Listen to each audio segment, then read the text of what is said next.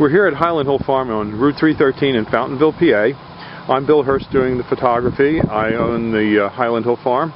And this is Mike Lewis of Lewis Wholesale Nursery. Mike is one of the premier growers that we use here at Highland Hill Farm. We also grow a lot of arborvitaes, but we are supplied by Mike. He's right across the street from our nursery and our operation. And Mike is an expert on raising arborvitaes. Mike went and graduated from the Longwood School in Chester County, Pennsylvania, and he's a premier grower in Pennsylvania, world-renowned grower.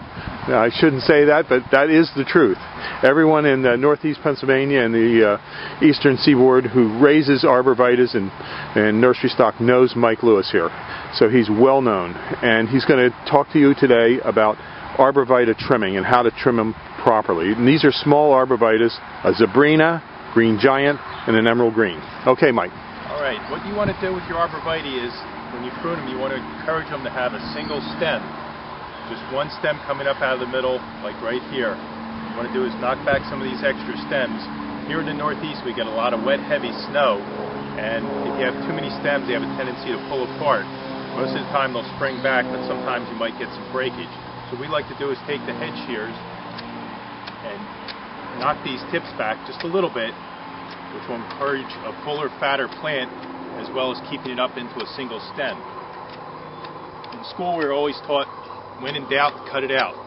So you always want to, don't be afraid to take a little bit of foliage off the tree. Here, none of these plants, branches will come up into a single stem anymore, or into a multiple stem. You cut them back, this stem will dominate. Here on the green giant, we're going to do the same thing. This is a fairly full plant, so we're just going to tip it back all the way around to make a nice, fat, heavy plant. On green giants, we get a lot of vigorous growth, so you always want to make sure you just knock your tips back just a little bit, because they'll stretch out because they grow so fast. On the emerald greens, it's a much fatter, fuller plant, so you don't have to shear them nearly as hard. Just tip them back, go around the plant, and again, we have a couple little stems developing here. Just trim it back so you just have one stem coming up to the top, and that'll make a nice full plant, which is what you want.